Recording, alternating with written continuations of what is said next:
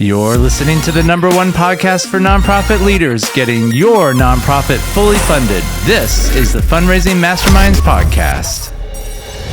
They push back on those kind of strategies because all they can see is I spend $1, but I get 50 cents back. Well, how ridiculous is that? But they're not seeing 2, 3, 4, 5 years.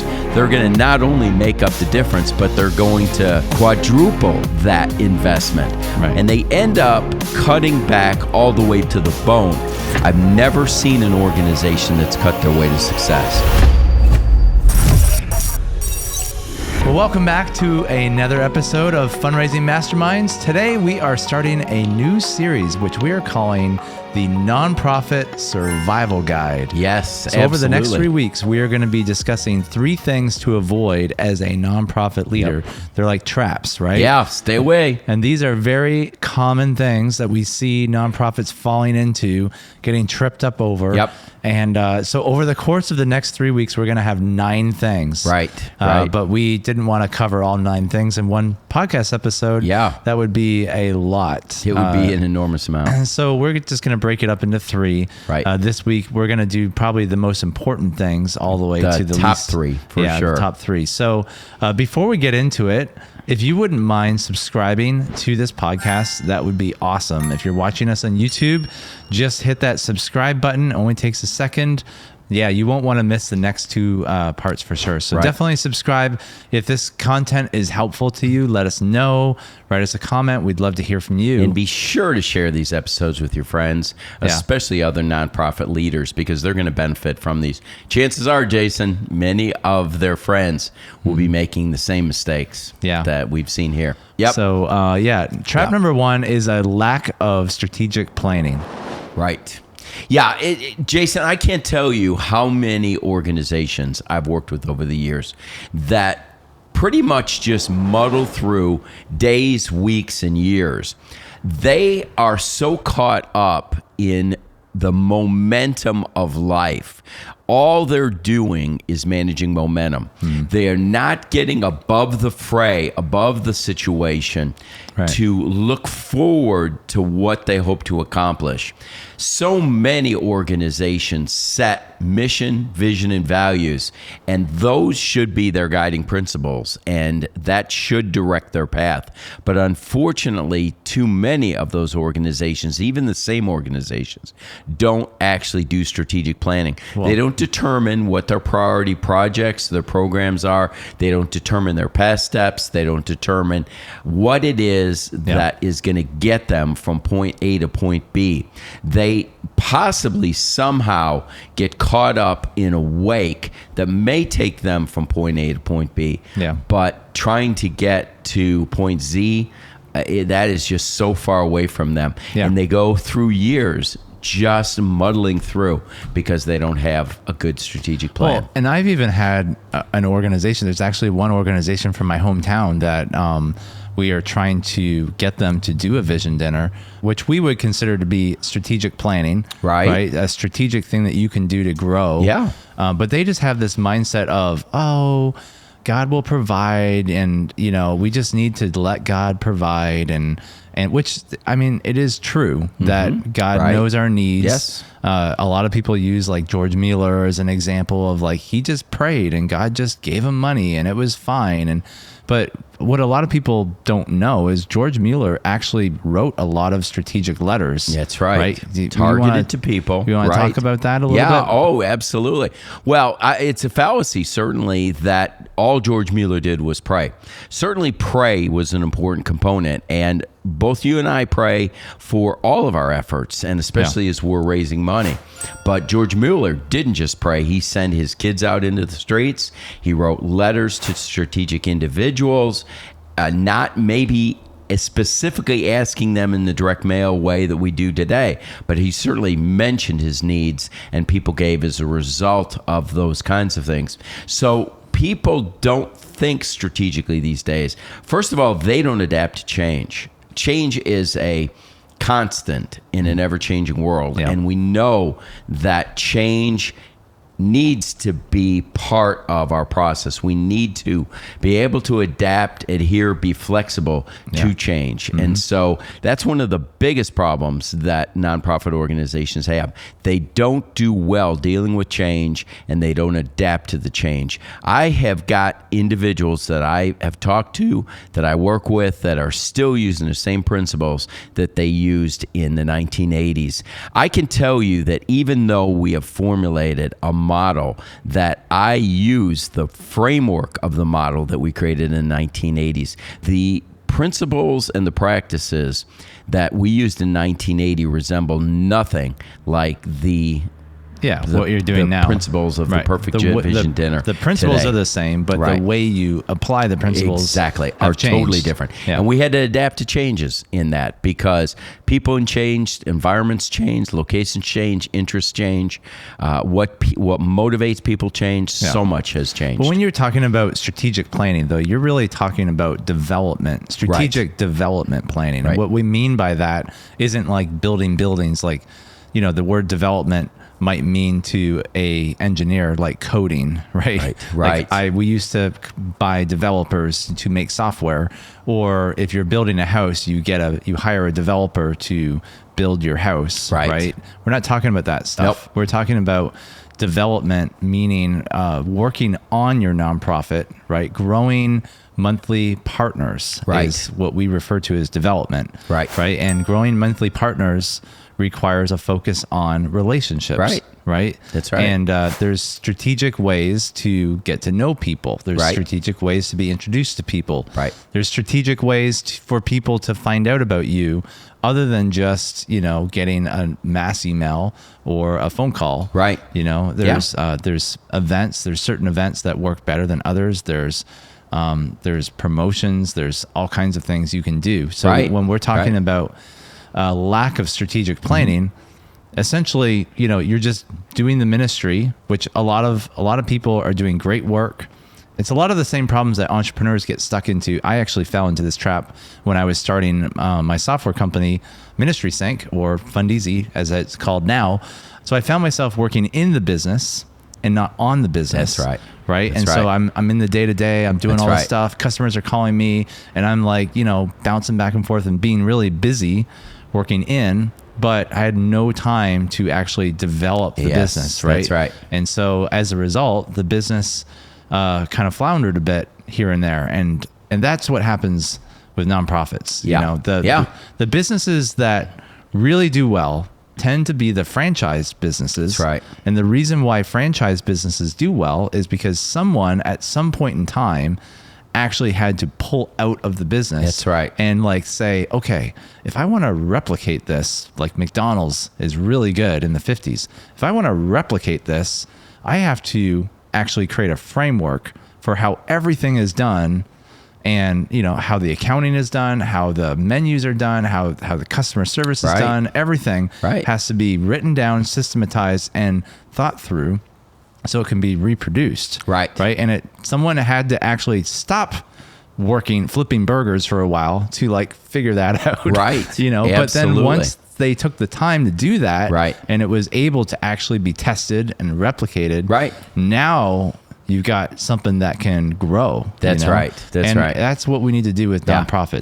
The issue comes up often of resource misallocation, because what happens when you don't have a strategic plan, you tend to misallocate your resources. You don't put the people, you don't put the money, you don't put the activities, the strategies, the technology into proper use. You don't put them where the priorities are at. You put them out there, and almost like you're shotgunning versus a rifle approach to things. And so that's one of the biggest problems that happen too, is that your resources are not properly allocated, and that's going to burn out your staff. It's going to frustrate people. You're going to not be spending your money wisely, and you're certainly not going to use your tools correctly.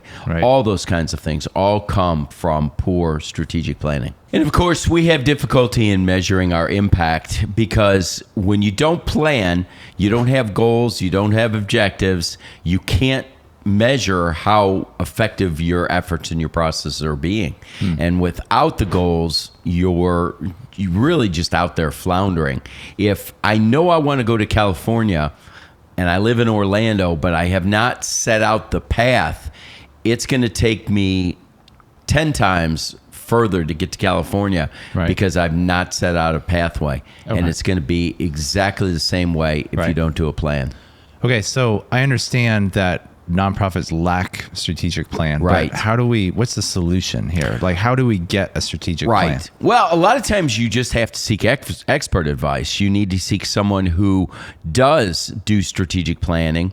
And once again, you need to have someone that can hold you accountable, that can coach you along to help keep you above the fray.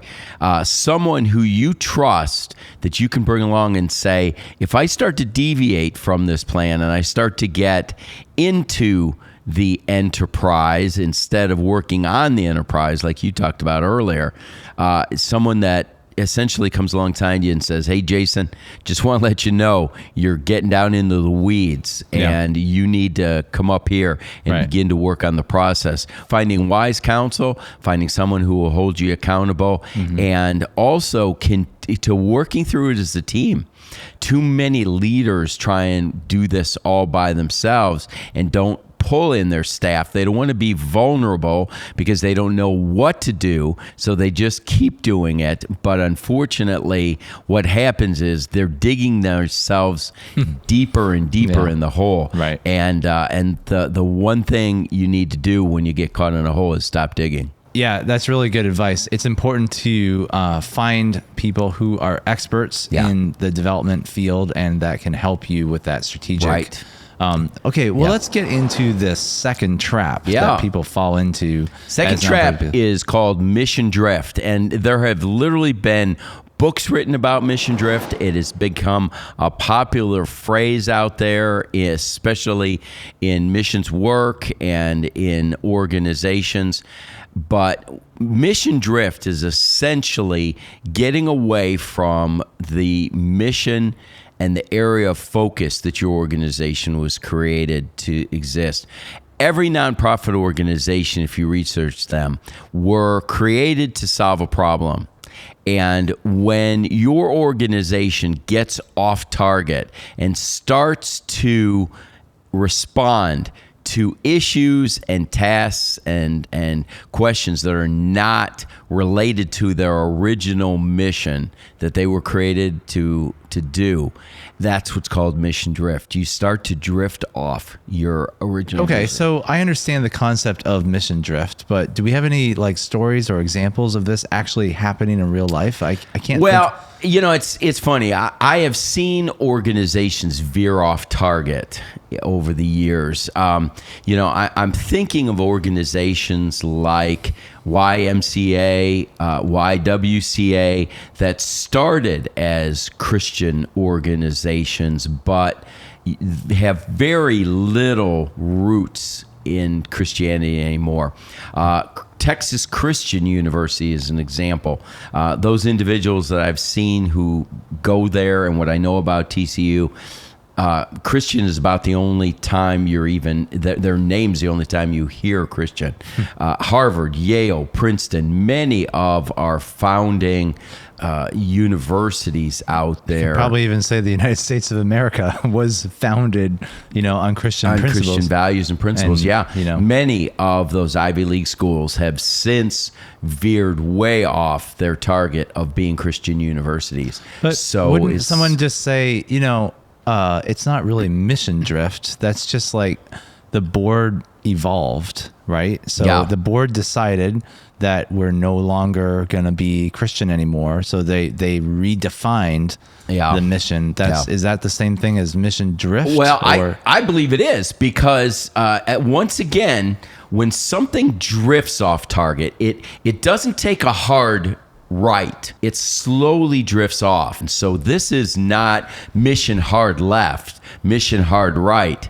This is mission drift. So what happened was that many of those organizations just didn't all of a sudden stop being a Christian organization.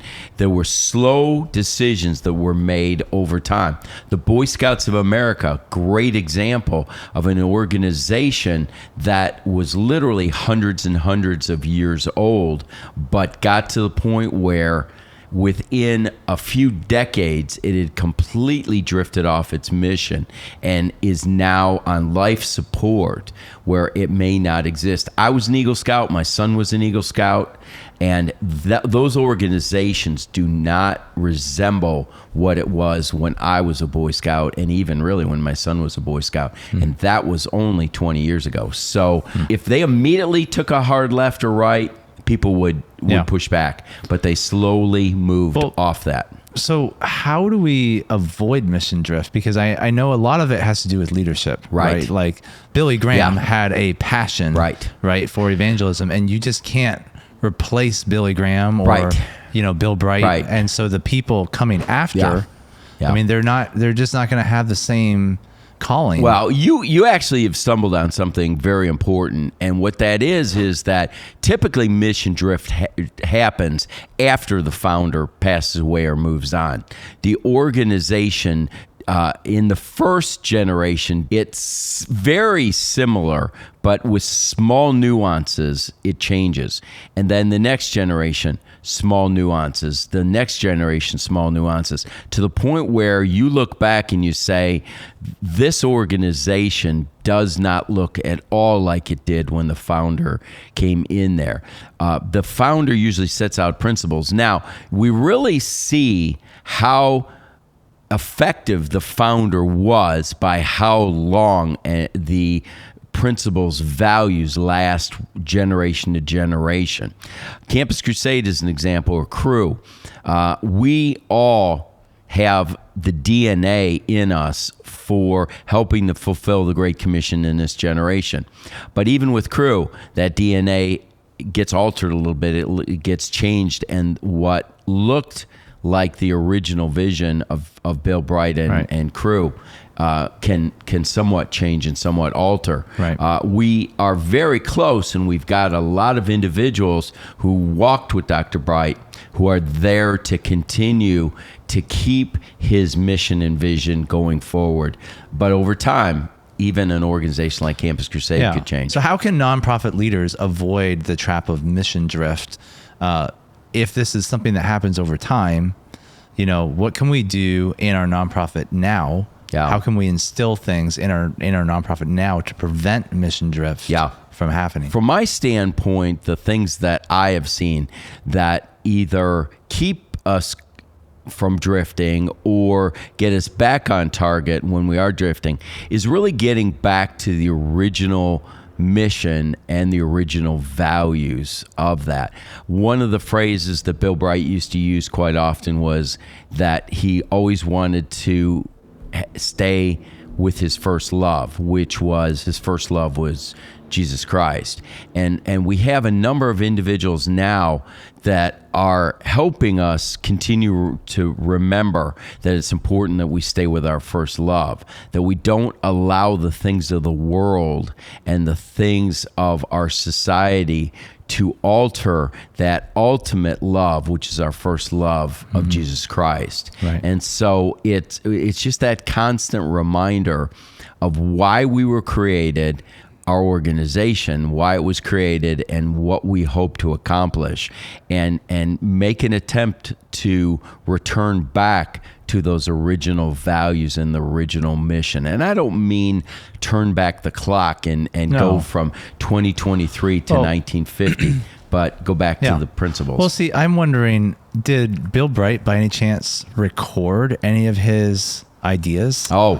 Bill that Bright, people can listen to. Bill Bright is still writing books today, even though he's been passed away since 2003. Yes, it's so many of the things that Bill Bright did were recorded, were caught on video, were recorded and put into books. And do people who work for Crew, are they required to listen to that or read certain things about him? Many do, but remember, there's a difference between knowing Jesus and knowing of Jesus. There's a difference between knowing Abraham Lincoln and knowing of Abraham Lincoln. And we are really getting to the point in Crew as an example, and I don't want to go just down the example of Crew, but there's a lot of people that know of Bill Bright, but they didn't know Bill Bright. I am now being part of a smaller and smaller minority of people who actually knew Bill Bright, knew his views, his principles. I lived day to day with him and were in the inner circle and making decisions with him as his personal assistant. But there were a lot of people nowadays who Bill Bright could have been Abraham Lincoln for all they know, just because he's a name in a history book is all he is to some of our leaders today. Yeah. And that doesn't mean that they're not trying hard there, but there's a difference between knowing of someone and truly knowing them. I don't know if this is getting off track, but what's interesting is like you have a company like McDonald's, which has been around for like 50 plus years. Yeah, almost 60 years. And I mean, they're pretty much doing the same thing that they were doing. I mean, they wanted to I guess they're offering different products. They weren't doing coffee products back in the 50s, so they've changed, but they're generally on the same. I guess they're not really. And that's why they've lost so many customers. That's why the Chick-fil-A's of the world are taking over, because they've lost, the freshness, the convenience, the quality, the price. There's just they've veered off. Yeah, I guess so. Do you remember the days of IBM being the rulers of the world? IBM was before my time, but Apple was kind of my thing. Well, and Apple's still hanging in there. But I could Xerox was one of the major players at one time. Hardly ever hear about Xerox anymore. IBM ruled the world. IBM was the Apple of its day. Right. Nobody ever thought Big Blue would ever go under. Well, I think Apple is starting to lose luster too. The luster's coming off. The thing that I really loved about Apple was its whole innovative thing. Exactly. I just don't feel like they're innovating anymore. And what happened? The innovator, the founder died. Right. That's what I was trying to say earlier. A lot of times, you lose that. There's no way that Tim Cook has been able to keep the same innovative plans and strategies. He's still got innovative people with him, but nobody had the innovation mindset that's Steve Jobs. It just kind of shows me that, as a founder or as a leader, it's just really important that you mentor people and raise up new leaders. I mean, because Jason. I don't think, no one can replace you, right? No one can replace me. That's right. But the more that people spend time with you, right, the more that they can rub off on you and they can learn your values. Right. And that's something that only really happens through a close relationship. That's right. And so I think it's important if you're running a nonprofit, especially a larger organization that has where you have a lot of influence right now. That's right. It's important that you start mentoring people. I'm thinking of, a guy who runs a counseling ministry in Chicago, right? And he ran it for 25 years. Yeah. And he was the visionary. He was like the entrepreneur in a way, starting it and everything. But his son, is now the director of it. And he's probably really qualified to be the director because he knows his dad really well. Right. They spent so much time together. Yeah. And he knows he has the same kind of DNA, in there. But even that, I would have to probably say he's probably brought on his different nuances that are probably different than his father. Yeah. Now, the third one is really, really a hot button for me. Okay. And it's scarcity mentality and over-focusing on ROI. Okay. Let me think about that. Scarcity mentality and over-focusing on ROI. So this is a trap. It is. So you're saying that nonprofits are falling into scarcity mindset all the time. Right. It actually is the perfect storm. You've got, remember we've talked so often about the abundant mentality. Yeah. That is thinking and knowing that God owns the cattle on 1,000 hills, and that God is going to provide in every case with no exception, that God will provide. Now, the scarcity mentality is the flip side. It's the other side, is that whether they like it or not, they might in their mind say God's going to provide, but they act like God won't provide. They act like God's on his last dime. And as a result, the outcome of that is that they focus too much on the bottom line. They start to overcompensate. They start to cut back on staff. They start to cut back on resources. Yeah. They get tight. They get stingy. They don't test things anymore. They don't go out there and look for innovative ways of things. They focus in on, is this having the return on the investment that it needs to be? You know what? A startup program barely makes money. When I do new donor acquisition mailings, do you know how much I get back? On $1, I get 50 cents back on $1. Yeah. I can't tell you how many organizational leaders have pushed back on those kind of strategies, because all they can see is that I spend $1, but I get 50 cents back. Well, how ridiculous is that? But they're not seeing that given 2, 3, 4, 5 years, they're going to not only make up the difference, but they're going to quadruple that investment. Right. But leaders will get to the point where they'll forget that, and they end up cutting back all the way back to the bone. And I can tell you this, Jason, and I've coined this phrase because I've said it a long time. I've never seen an organization that's cut their way to success. I have been involved with leaders. I have served with leaders. I have served under leaders who have tried to cut their way through success, and all it's done is frustrated staff, it's demoralized teams, and it's semi-buried organizations. I've experienced that too with some businesses, and I've seen business leaders who are they have the scarcity mindset, right? Where it's like, we need to make a profit. So in order to do that, instead of like innovating and selling more and trying to grow, it's we need to end the year with a profit. So what things can we cut so that we are black? Right. And it's like, well, that's not exactly helping us in the long run. Right. There might be some short-term benefit, but in the long run, you actually need to just figure out how to grow, and that takes a little bit of forethought. We actually see this in the nonprofit sector quite a bit. Well, as you all know, we offer a mentorship program 2 times a year where we walk you through the process of putting on a perfect vision dinner.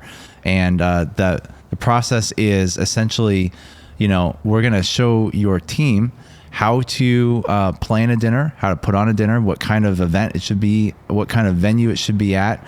But it's not just logistical things like, how to do it, but we also share all the ways of how to actually grow your organization through this event. So more of the strategic thing, right? And a lot of times I tell people over the phone, our goal is to get 50% new potential partners in the room, right?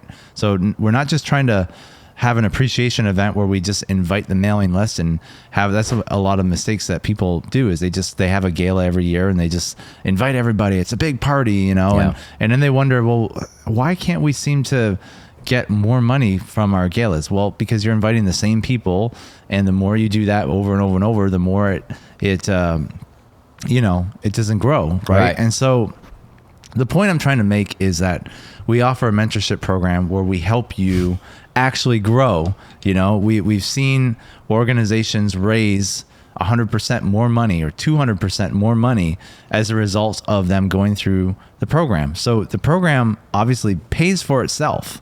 It probably 10 times over. Right. But organizations will look at the cost of the mentorship program and say, that's a little bit of money there, and I don't think we can afford that. Or maybe, we'll just keep doing the same thing over and over. And, what I always like to say is, I mean, you can do the same thing over and over, but you're not gonna, the definition of insanity is doing the same thing over and over and expecting a different result. Right. So, I mean, if you feel like you're stuck and you feel like you can't seem to get to the next level, or you always have the same partners, and a lot of people make up excuses. They're like, wow, we live in a small community and there's just not a lot of people around here. And, or this one I hear a lot, well, there's a couple of pregnancy centers in town and, we're all sharing the same donors. So, we have to be careful. We can't do too much. And it's like, well, Kelly, and that one catches God off surprise. It just catches him off guard. I'm always saying he doesn't realize that there's other centers there. And so he would not know how to handle that. Right. Well, and I always tell him, our job is to help you find new partners. Right.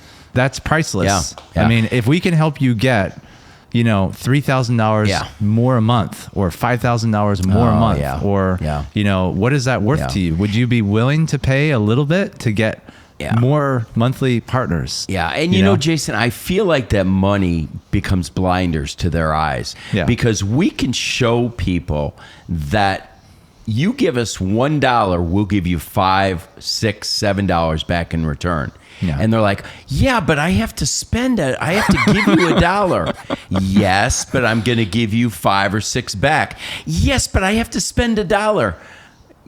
Yes, you do. And they can't get over that. Right. Yes, but I have to give you $1. Jim, if I could make a machine that every time you put $1 in, you got $3 back. Yes. How many dollars would you put into that machine? I would put every dime that I had in there.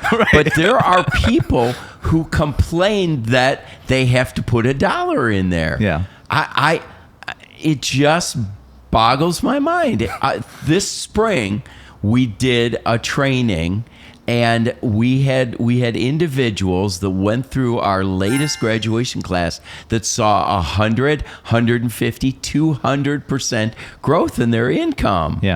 And yet, I mean, we can put that out before people and they still say to us, but I have to spend $1 to do that. And it boggles me. And that's why I say that's where that scarcity mentality becomes a blinder and it cripples you. It cripples you from growing. Well, it just really boils down to trust. I think they just don't trust that it works. Well, and we can show people that, hey, this person did it. This person did it. This person did it. The Perfect Vision Dinner is an example of the scarcity mentality problem. Right. But I guess what I'm saying is we're teaching principles of biblical stewardship. Right. And ultimately, the Vision Dinner is an act of faith. Right. That's right. We're having a complimentary event and you have to trust that God is going to provide. Right. And we know that 99% of the time he does. Right. There's probably a 0.10001 time that he hasn't. But I mean, has there ever been a Vision Dinner that you've never even broken even? Oh, Jason, I mean, going back to the 1980s, maybe early 90s, when we were just trying to figure out this model of what to do before we even tried the table host, we had a few dinners early on that broke even. But no, I said, have you ever lost money? Oh, well, I mean, to Jason, the point where like I said, never... have we ever? Yes, Jason, yes. In the very almost 40 years ago, when we're using hand puppets, on stage and not videos in those days. Yes, there were times in the early on, but now that you've got it down, nothing, Jason, in any of the recent decades we have not. Decades. No, decades. It's been decades. Well, if you found this episode to be helpful, please subscribe on YouTube or on Spotify or Apple Podcast. We would love for you to hear the next 2 episodes because this is part 1 of our nonprofit survival guide. We've got 2 more parts coming, and we're going to be doing 3 more traps per episode, and it's coming in the next 2 weeks. So you definitely don't want to miss that. So subscribe and click that bell so you're notified of the next video. And again, if if there is something that we said that you disagree with or you agree with or whatever, let us know in the comments. Let us know why you disagree or why you agree, or if you have another trap you want to mention in there, go ahead and mention that. We'd love to hear from you. And also, we did talk about the Perfect Vision Dinner mentorship program, and I'm going to put a QR code on the screen right now. And if you are wanting to check that out a little bit, it is a really great program. It's your opportunity to be able to work directly with Jim and I, and we would love the opportunity to serve your organization and help you guys get to the next level. So if you're interested in that, we only offer the program 2 times a year. All right. So it's not something that you can just jump on whenever you feel like it. It's an actual live program where we take you through a specific timeline and we hold your hand through the process and work directly with you. So again, check that out. The QR code is on the screen. And when you go to the website, you might see a button that says enroll now. You might see a button that says join the waiting list. And if you see join the waiting list, definitely join the waiting list, because if you are on the waiting list, you're actually going to get a week notice to register and enroll to the class before everyone else gets that opportunity. You're notified in advance. Yeah. Well, that's it for this episode of the Fundraising Masterminds podcast. We will see you next week. Take care.